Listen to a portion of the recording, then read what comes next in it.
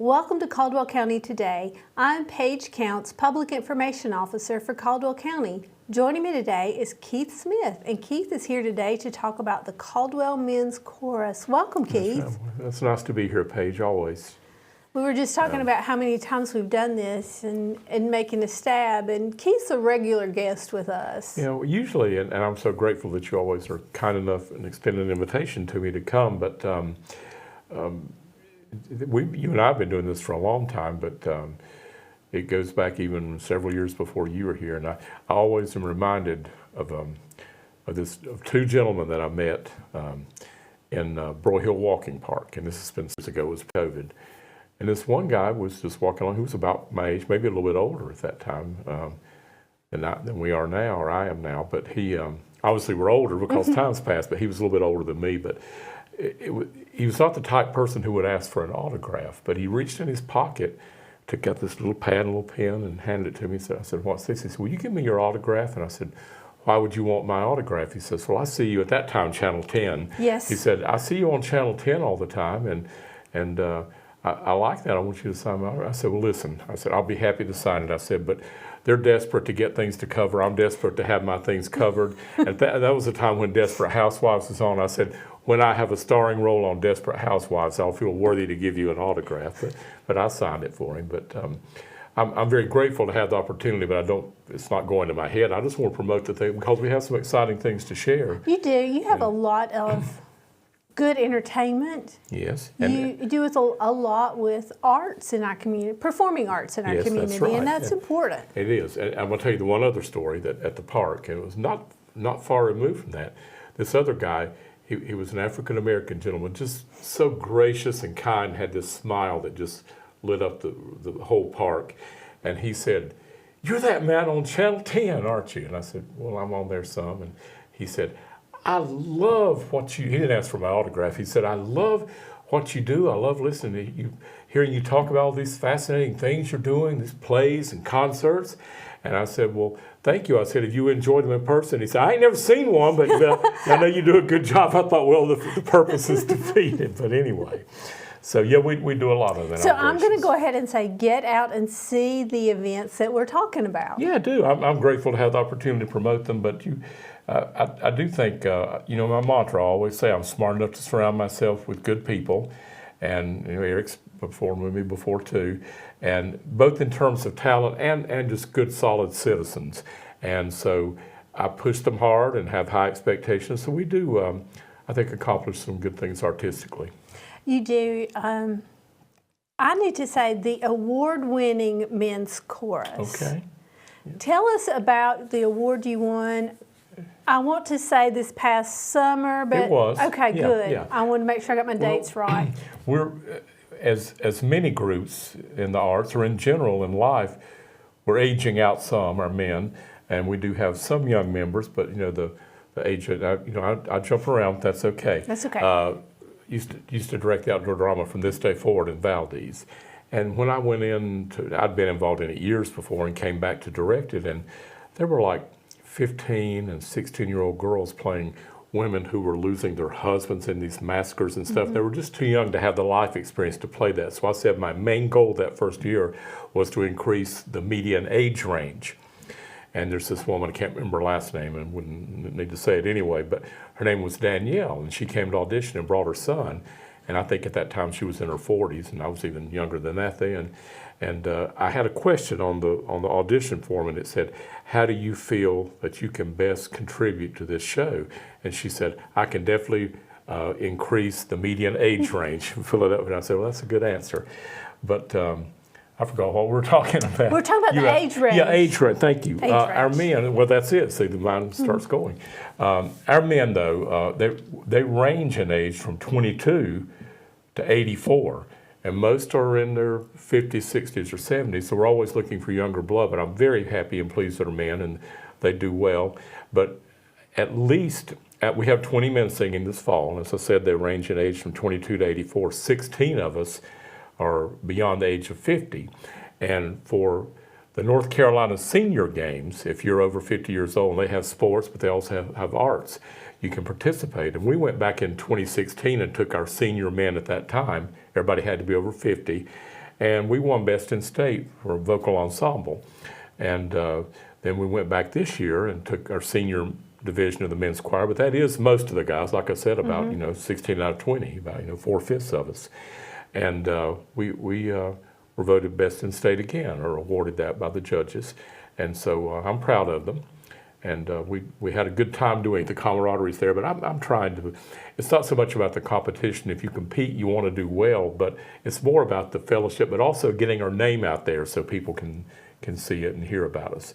So we were happy to have that opportunity, and I'm proud of the guys. They do a good job. And in the upcoming concert, these men will, the other 4 guys will stand there while the rest of us sing our selection that we did for the state. It's a spiritual called Ride the Chariot.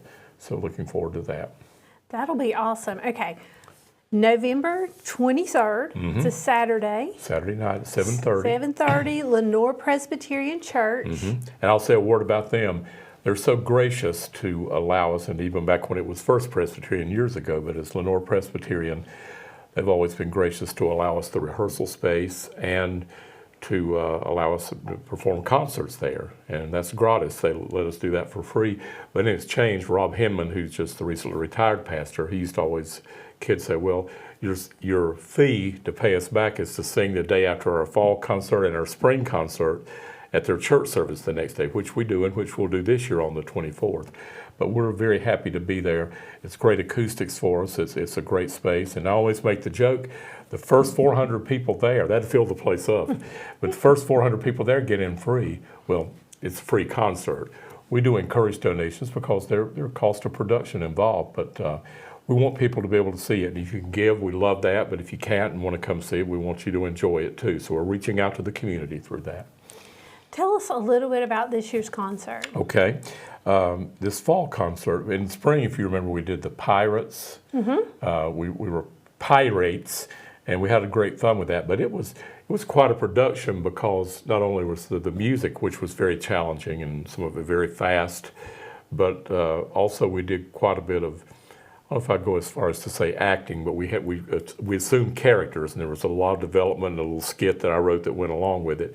This is more straight music, we'll get to be with the music. Now, there will be humor, and there always, as you call them, those Keith touches. They're there, and we won't talk about them, but they're not as many as for that spring. So and we always focus on the music. The peripheral stuff is not important if we can't present the music in a solid fashion. But it's not a long concert.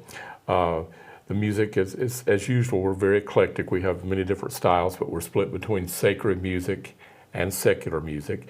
And some of the sacred pieces we're doing a piece called O Love That Will Not Let Me Go, and we're dedicating that to the victims of Hurricane Helene.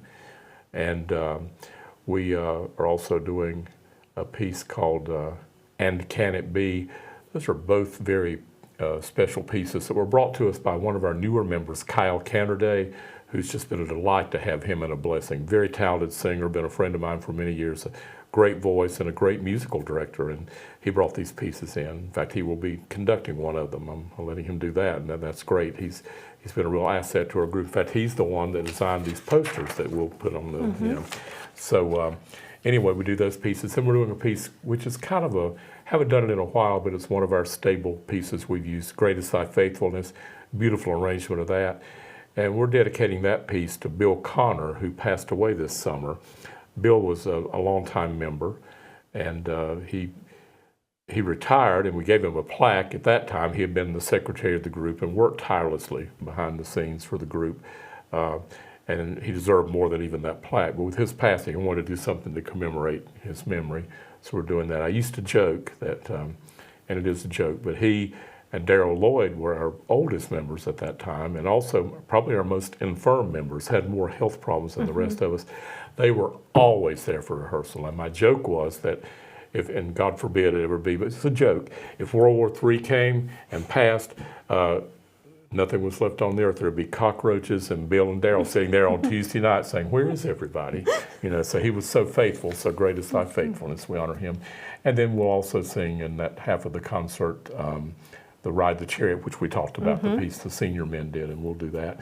And our accompanist who will play an offertory piece is Sherry January. We talked about her. We said many times, keep thinking I'm going to quit talking about it, but Greg Knight was so special to us, and we lost him not long, actually kind of during the back end of COVID. He didn't pass from COVID. He had really very severe cancer and passed quickly, but that was a 1-2 devastation punch, COVID, and then with losing Greg. I didn't know if we'd ever come back to sing in general or for the men's chorus. Didn't know what we would have, but Sherry January has been a godsend, truly. She's been a blessing. She plays for our shows at the Hub. She was great in My Fair Lady just recently, a one-woman dynamo. But she's a long-time, retired now, but a long-time director of Hudson Middle School's chorus. Got a great voice, great range, can sing alto or soprano, a great music director, as I said, a great singer, and a fine pianist and an accompanist as well, because some people can play the piano beautifully, but they're not accompanists. They don't understand that following a group. And then a few are okay with the group, but they don't have the virtuosity to do the other. But she's both. She's very good, so she's been a blessing. And she makes the best cheesecake of anybody in the eastern United States. So we always are crying her for that. Added benefit. That's an added benefit, but we're glad to have her, so she'll be playing for us. And then we have a lot of neat secular music that a lot of people will recognize. We have we have a young lady. Her name is Sonia, and she started coming with her aunt and uncle to our concerts a few years ago now, and she just loves us. I mean, our music. She's a young lady, probably in her, I'm thinking late 20s. I'm guessing. I'm not sure. But she's at every concert, and she's like kind of sheepish, but still outgoing. She's sweet, and she said, "Do you think maybe someday you could do a George Gershwin piece?" So we're doing "I Got Rhythm" for. That's a good one. So that's great. And I say she's our groupie. When I directed music, talking about from this day forward, I directed the show and directed music for it.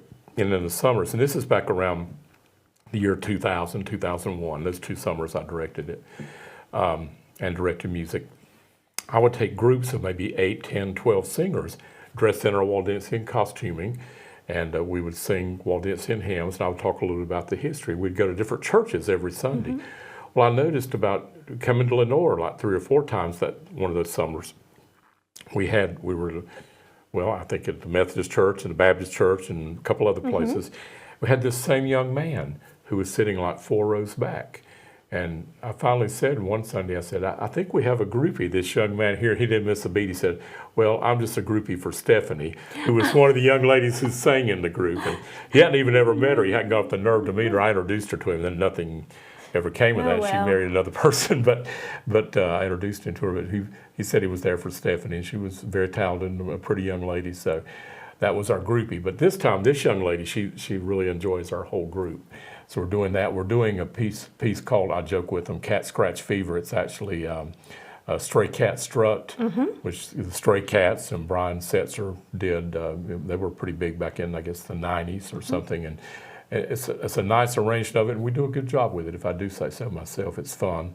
And then we're doing Seven Bridges Road by the Eagles made it famous. They didn't write it, but it's a nice a cappella. Then it goes into some accompaniment, which will be guitar and bass joining, and possibly drums, but probably not on this one, joining the keyboard with Sherry. But we do an a cappella section of it, and it's just really pretty glorious music. I love to hear the guys sing it. And we're doing a Beatles medley. Has I Want to Hold Your Hand, Yesterday, and She Loves You. And it's going to be fun. They're doing a good job with that. And a few other pieces, among them I Get Around, the Beach Boys piece. So I think people will enjoy the variety and the style, and having something sacred that's very touching, not heavy duty, but very moving music, and then these fun pieces. So I think there's something for everyone. It sounds like you have a lot of recognizable songs. We do. Maybe it's just my music taste, but for me, you have a lot of songs I recognize. Yes. So, well, last night we're taking this on a Wednesday or Tuesday night rehearsal last night. At this time, Tim Boone is one of our members, and the former president of the group, a good friend of mine, great guy. But he's a bass in the group, and he used to be, years ago, back in his college days, around that time, he worked in a hotel in hospitality in Miami, Florida. And Joe Walsh, the Eagles guitarist, came there, and he had all kinds of great Joe Walsh stories, and he was telling some of them last night. And Mr. Caldwell said, "I don't know who Joe Walsh is." I think he had heard of the Eagles at least. Doug McCowan, who's our current vice president of the group and who is playing the drums for some of our stuff. And he's just a great musician, a great drummer. He plays with 2 or 3 bands in the area, and he's a very special musician. He just played, I'm jumping all over again, but he just played Alfred P. Doolittle in My Fair Lady. It was going to be Peter Boss, but Peter had some health issues. Peter stepped aside on his own volition, of his own volition, but to his credit, he stayed and sang from backstage, but Doug just knocked it out of the park, coming in, especially at the last minute. But anyway, it was great. But Doug is playing the drums. Doug's family is in California, and Doug's father, maybe still does if he's alive, but not his father, the gentleman we wanted to mention, Glenn Fry from the Eagles' father and Doug's father were in a golf foursome together for a while out in California. And Mr. McCowan called Glenn Fry's father, this has been a few years ago, and didn't realize that Glenn himself, the Eagle, Glenn Fry, answered the phone. And he said, tell your father, said he didn't realize it was Glenn. He said, we're looking for a fourth to play golf with us today. And Glenn said, well, I can play. He says, no, we'll find somebody. So he turned down again to play golf with Glenn Fry. So yeah, there's some recognizable, our younger guys recognize these names anyway. So, but it is a good balance of music, I think, that will entertain. And the good thing, I told them also, I've heard groups do popular pieces, and they're vocal groups, and they're choirs, and they don't really do justice or find the style for these pieces. It always reminds me of, we used to sing a song in Hickory Choral Society. We had a spring concert, and we'd go, whether you're a brother or whether we're staying alive. It just didn't fit. It reminded me of Anna Gasteyer and Will Ferrell on when they did those music teachers on the Saturday Night Live skit.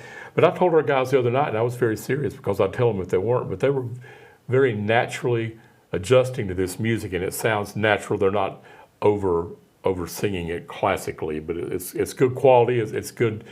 We use good technique. We still breathe properly and support and sing on pitch and sing in tune, but it's not overly stylized, and I like that. And part of it's written that way too, so that's good. That is good. And having sat through a portion of one of your rehearsals, we don't crash the entire rehearsal. Well, you came to film us in. We came to film you, so we saw a little bit. And you're welcome to crash anytime, by the way. Keith talks a lot about the vocals, and people that come and men that come and join the chorus have to know how to sing their part. And I may or may not be saying that right. No, and I'll expand on that a little bit.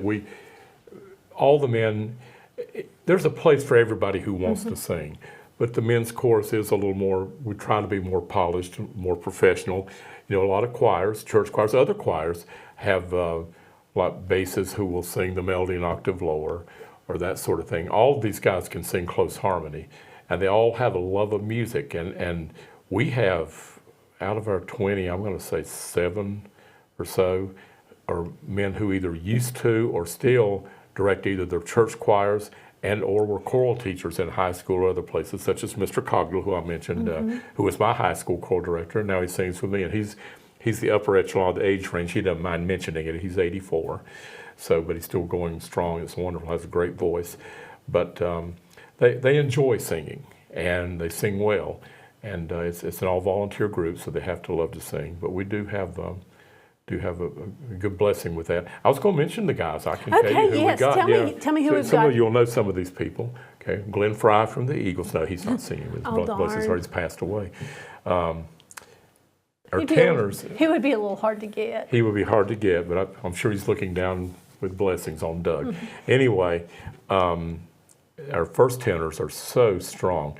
We're not able to have Brian Clark with us this semester because he's caring for his brother a lot and doing other things, and we miss him. But we have 3 very strong first tenors: Doug McCowan, who I just mentioned, Glenn Neal. Started to say Glenn Fry after we'd said that. Glenn Neal, who we talked about. You know Glenn. I know Glenn very well. And Jonathan Duncan, who has always had a very strong voice, comes from a singing family. His father Steve and his brother Lucas sings with us. His nephew Duncan, his sister Angie sings in my Home for Christmas choir and other things. So they're all, But Jonathan's gotten better and better and better. I'm really proud of him. They're all 3 very first-rate first tenors. Mr. Coggins says, those are the best first tenors in the state. And one day they happened to miss one note in rehearsal. That's been a couple of years ago. Mr. Caldwell just given them that compliment, and one of them hit a sour note or something, and I said, well, tonight we're striving to be the best in Caldwell County. We're not going to go statewide, but they are. They're wonderful. Then our second tenors, we have Ken Twing, who just recently played the lead, Henry Higgins in My Fair Lady, and he's sung with me for a while. Glorious voice. Can outsing Rex Harrison. That's not saying much because Rex wasn't a singer. Great actor. He won the Oscar and the Academy Award for playing Henry Higgins in My Fair Lady. But he talked through a lot of the music. But Ken's got a glorious voice. And so Ken, then a gentleman from Hickory, two gentlemen from Hickory, Bill Hall and Dwayne Mazingo. And then here in Lenoir, Cheryl German, who's a retired choral director. And Reggie Green, who does a lot with the music at his church. You may know him from Evans Funeral Home, a great guy too. And Michael Haney, who I went to school with. They're all second tenors. Not trying to leave anybody out. And then our baritones for this semester, Duncan Meeks, that's Jonathan's nephew. He's the youngest member of the group at 22. And then Mr. Cogdell and Robert Marshall. And Kyle Canterday, who I mentioned earlier, and Norm Sherwood, who's a great guy, a pastor. You know Norm very well. I know Norm very well. He is a great guy. And a lot of our attrition, because of age or just this semester, is in that section, the baritone section. But Doug Saunders had some health issues, but he's doing better. Same for Treb Moore, who's one of our bassists. Adam Lowry, who you've heard me tell the story about him. First time I ever met him was when we were doing the Hub Dinner Theater production of Guys and Dolls. And I was there early. We started at 7. I got there at 6 o'clock to set my table up with everything, audition materials. In walked this guy with hair down to his rear and a beard down to his stomach. And I had no idea who he was. And he'd done some theater. It turned out he was in the show and was great, but it was Adam Lowry. And I said, now, you know, if you do this role, it's set in the late 40s, early 50s, you're going to cut your hair. He came back to the second night of auditions without even being guaranteed he would get a part, and he'd cut his hair short and had shaved his beard. And I said, he means business, but he grows it back. Sometimes I say for concerts are too long, his beard grows 2 or 3 inches during the course of the concert. But he's having a few health issues too, but he's doing better. But he couldn't sing this semester. And Brian, I mentioned. And a couple of other guys, you know, it's been some attrition, but everybody's hanging in there. We take it a day at a time, learn to appreciate our health when we have it. And then I mentioned the baritones. Now the bass section, we had 7 singing, but Alan Norad is not going to be available, and Alan's a very strong singer. But we have 6 remaining for this concert. John McDaniel from Hickory, fine voice. Dennis Bell, who's a good friend of mine and sings bass, and then Carol Hoyle. Valdez just told me the other night, last night at rehearsal, that he may or may not be able to sing in the spring because I think he just got elected to the city council or town council of, I think, Rutherford College. Okay. So he's involved in that.